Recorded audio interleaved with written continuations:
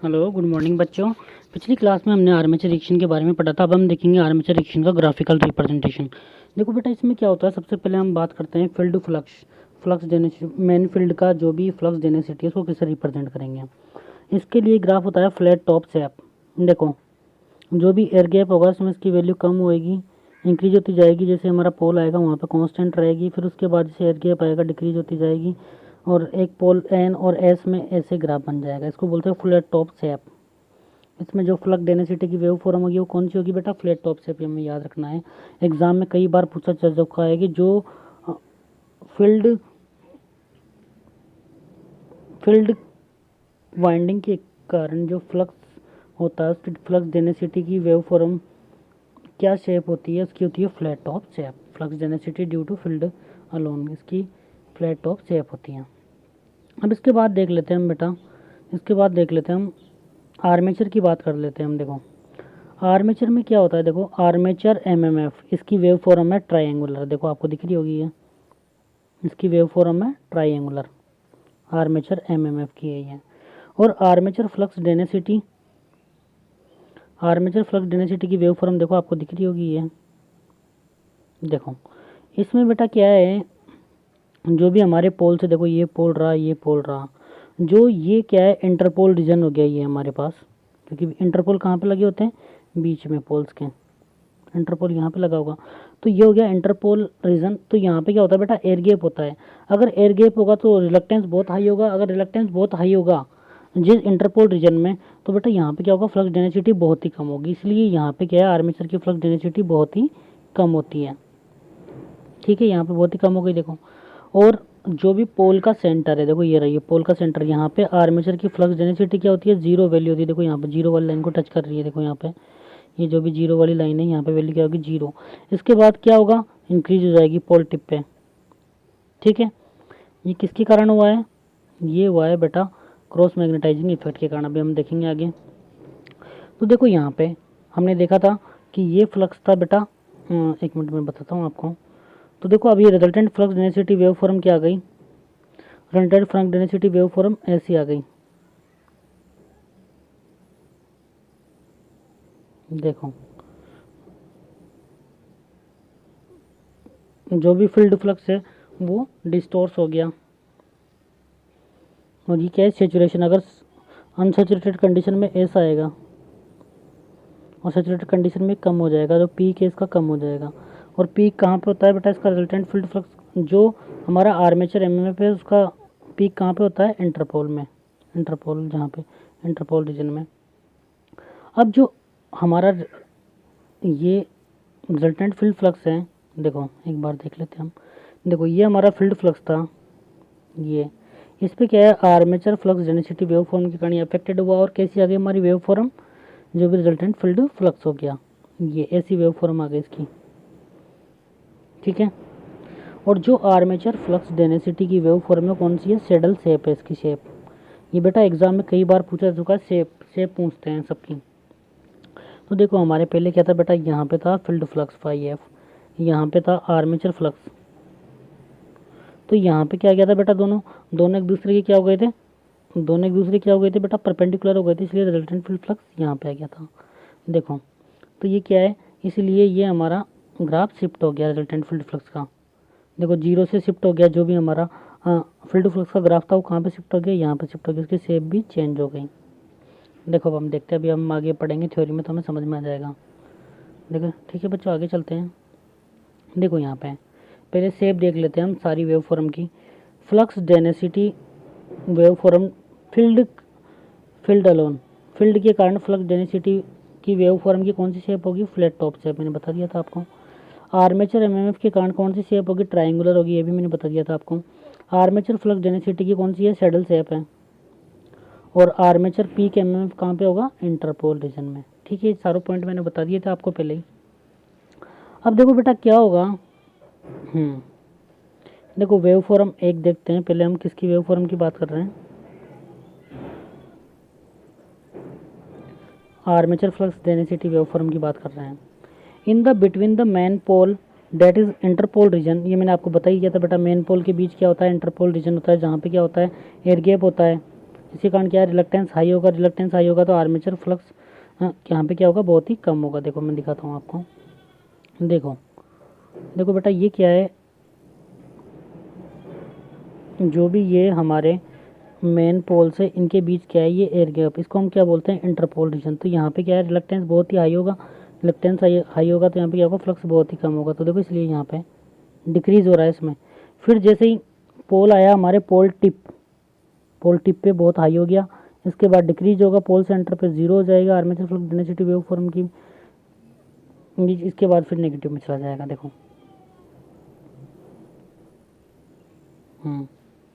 देखो यहाँ पे लिखा हुआ होगा ये चीज़। हाँ, armature flux density has zero value at the centre of the main pole. ये मैंने बता ही दिया आपको कि मेन पोल के सेंटर में आर्मेचर फ्लक्स डेंसिटी की वैल्यू क्या होती है, जीरो होती है। And increase from zero to maximum value at the pole tip.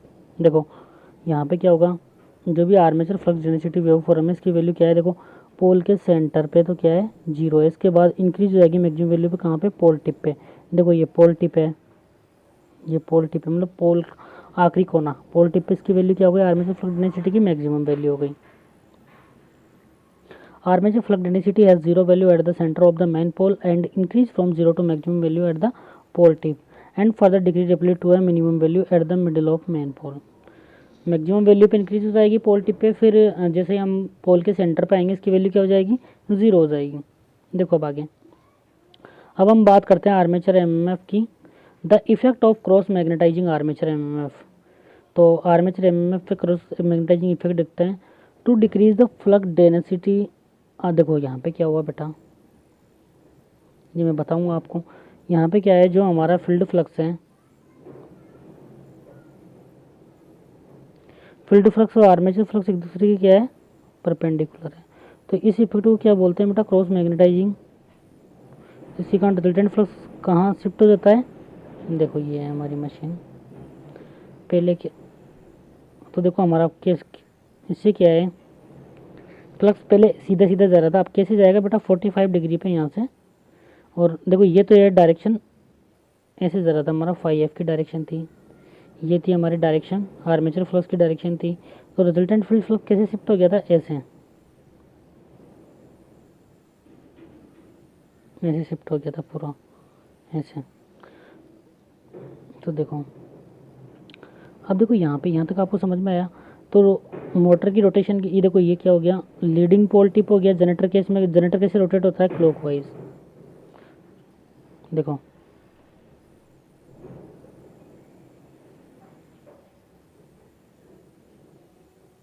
Armature,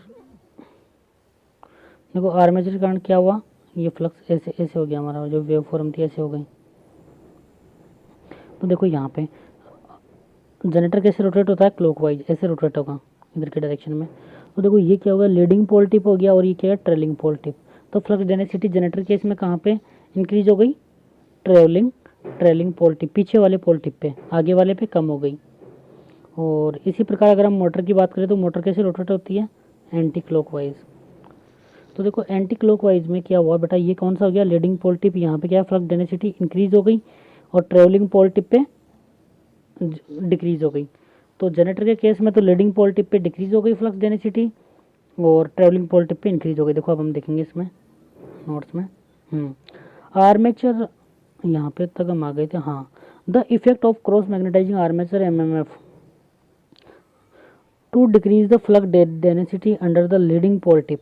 देखो मैंने बताया था ना आपको, ये जो हमारा लीडिंग पोल टिप है, देखो हमारे फ्लक्स कैसे आ गया था, ऐसे आ गई थी। तो देखो यहाँ पे ये लीडिंग पोल टिप पे तो कोई फ्लक्स ही नहीं है, बहुत कम है, तो यहाँ पे डिक्रीज हो गई flux density and increase the under the trailing pole tip. जो पीछे वाला पोल टिप है, देखो यहाँ पे फ्लक्स डेंसिटी इंक्रीज हो गई इन केस ऑफ जनरेटर, अगर क्लॉकवाइज रोटेट होगा तो, इन केस ऑफ जनरेटर। तो जनरेटर क्या कर रहा है बेटा, लीडिंग पोल टिप पे, देखो ऐसे हो जाती है वेव फॉर्म, मैं आपको फिर बता दूंगा। लीडिंग पोल टिप पे डिक्रीज होगी और ट्रेलिंग पोल टिप पे इंक्रीज होगी इन केस ऑफ जनरेटर। और मोटर के केस में उल्टा हो जाएगा, जैसे कि मैंने बताया आपको। मोटर के केस में लीडिंग पोल टिप पे इंक्रीज हो जाएगी और ट्रेलिंग पोल टिप पे डिक्रीज हो जाएगी। देखो, since the direction of the rotation of motor is opposite to the direction of the rotation of generator, generator clockwise rotate करता है और मोटर एंटी क्लॉकवाइज रोटेट करती है। तो अगर जनरेटर में लीडिंग पोल टिप पे डिक्रीज हो रही है फ्लक्स डेंसिटी और ट्रेवलिंग पोल टिप पे इंक्रीज हो रही है, तो मोटर में उल्टा हो जाएगा, ऑब्वियसली बात है। क्या होगा बेटा, वहाँ पे क्या होगा, जो लीडिंग पोल टिप है वहाँ पे फ्लक्स डेंसिटी इंक्रीज हो जाएगी और ट्रेलिंग पोल टिप पे डिक्रीज हो जाएगी। ठीक है। To increase the flux density under the leading pole tip for the motor operation, the armature reaction restore the main flux and zero crossing of the resultant field waveform shifted in the direction of the rotation of generator। अब देखो बेटा क्या हुआ, cross magnetizing armature flux क्या डिस्टोर करना main flux को, और देखो यहाँ पे क्या हुआ, जो हमारा रिजल्टेंट फील्ड फ्लक्स है इसमें क्या हुआ, देखो ये देखो जो भी रिजल्टेंट फील्ड फ्लक्स है, देखो पहले हमारा पहले कहाँ पे था, यहाँ से 0 से स्टार्ट हो रहा था जो भी हमारा फील्ड फ्लक्स है। अब देखो जो रिजल्टेंट फील्ड फ्लक्स आया वो देखो कहाँ से स्टार्ट हो रहा है, इस पॉइंट से, इसका जीरो क्रॉसिंग पॉइंट भी शिफ्ट हो गया। देखो पहले सी पे था, अब किस पे आ गया, डी पे आ गया। ठीक है। The armature reaction distort the main flux and zero crossing of the resultant flux density waveform has shifted in the direction of the rotation of generator. यहाँ पे पहले यहाँ पे था, पहले फ्लैट टॉप शेप में था ऐसा, अब देखो यहाँ पे शिफ्ट हो गया, ये पहले यहाँ पे था, यहाँ पे शिफ्ट हो गया, किस डायरेक्शन में, जनरेटर कैसे रोटेट करता है, क्लॉकवाइज, इधर की डायरेक्शन शिफ्ट हुआ था जनरेटर की रोटेशन की डायरेक्शन में, और opposite to the motor rotation direction. अब देखो यहाँ पे बेटा क्या हुआ, हमारे पास ये डायरेक्शन किसकी थी, फील्ड फ्लक्स की थी, देखो यहाँ पे लिखा हुआ, ये आर्मेचर फ्लक्स की डायरेक्शन रिजल्टेंट फील्ड फ्लक्स ऐसे हो गया। तो जो भी हमारा सीधा सीधा ही फ्लक्स जा रहा था, अब कैसे जाएगा, ऐसे 45 डिग्री के एंगल पे। हाँ तो बच्चे देखो जनरेटर केस में क्या होगा, जनरेटर कैसे रोटेट होता है, जनरेटर रोटेट होता है क्लॉकवाइज। अगर देखो क्लॉकवाइज रोटेट होगा, देखो यहाँ पे क्या होगा, क्लॉकवाइज रोटेट होगा तो क्या होगा, ये फील्ड फ्लक्स की डायरेक्शन थी एन टू एस की तरफ, ये एन से एस की तरफ फील्ड फ्लक्स की डायरेक्शन हो गई। आर्मेचर फ्लक्स की हमने कंडक्टर वाला रूल लगाया था, किसी हाथ में धारावाहिक कंडक्टर को पकड़ेंगे तो अगर अंगूठा करंट की डायरेक्शन में बताएगा तो उंगली अंगुड़िया किसकी डायरेक्शन में बताएगी, आर्मेचर फ्लक्स की। तो ऐसे नीचे की तरफ फ्लक्स की डायरेक्शन आ गई थी। तो बेटा अगर हम यहाँ से रिजल्टेंट फील्ड फ्लक्स निकालेंगे, ये आर्मेचर फ्लक्स की डायरेक्शन आ गई, रिजल्टेंट निकालेंगे तो कहाँ पे जाएगा, 45 डिग्री के एंगल पे। यार देखो सारा कैसे शिफ्ट हो जाएगा, 45 डिग्री के एंगल पे सारा फ्लक्स ऐसे। तो देखो जनरेटर केस में क्या हुआ, जनरेटर क्या बोलता है, कैसे रोटेट होता है, जनरेटर रोटेट होता है बेटा हमारा क्लॉकवाइज डायरेक्शन में। तो क्या हुआ, देखो ये वो लीडिंग पोल टिप, जो फर्स्ट वाला पोल टिप जो सबसे पहले आता है घूमने, वो लीडिंग, और पीछे वाला trailing, trailing pole tip, telling पोल टिप, ट्रेलिंग पोल टिप।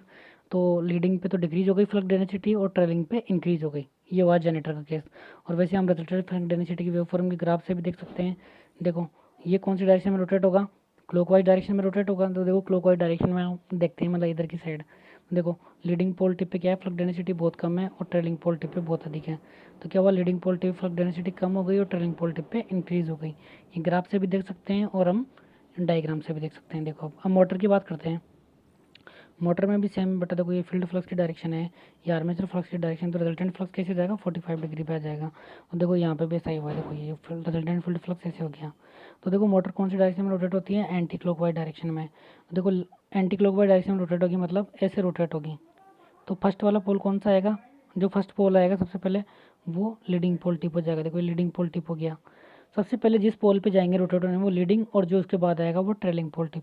देखो इसमें क्या हुआ, लीडिंग पोल टिप पे फ्लक्स डेंसिटी इंक्रीज हो गई और ट्रेलिंग पोल टिप पे क्या हो गई बेटा, डिक्रीज हो गई। जनरेटर का जस्ट उल्टा होता है इसमें। और हम ग्राफ से भी देख सकते हैं, देखो ग्राफ में क्या है, देखो ग्राफ में क्या है, जो भी हमारा रिजल्टेंट फ्लक्स डेंसिटी वेवफॉर्म का ग्राफ बना हुआ है, तो मोटर कौन सी डायरेक्शन में रोटेट होती है, एंटी क्लॉकवाइज में, मतलब इधर की साइड। अगर इधर की साइड हम देखेंगे तो क्या हुआ, देखो ये पहला वाला पोल कौन सा हो गया, ये जनरेटर की देखो मैं नीचे दिखाता हूँ, ये जनरेटर के लिए बना हुआ है, ये मोटर के लिए, हाँ तो मोटर के लिए इधर की डायरेक्शन में चलेंगे हम। तो देखो ये वाला कौन सा हो गया, जो फर्स्ट पोल आएगा वो लीडिंग पोल टिप हो गया। देखो लीडिंग पोल टिप पे फ्लक्स डेंसिटी इंक्रीज हो गई और ट्रेलिंग पोल टिप पे डिक्रीज हो गई। ठीक है, आपको समझ में आ गया होगा बच्चों, यहाँ से क्वेश्चन जरूर आता है। वेव फॉर्म की शेप याद करनी है और आपको ये देखना है कि क्रॉस मैग्नेटाइजिंग इफेक्ट के कारण क्या होता है, मोटर के केस में क्या होता है, जनरेटर केस में क्या होता है। थैंक यू बच्चों।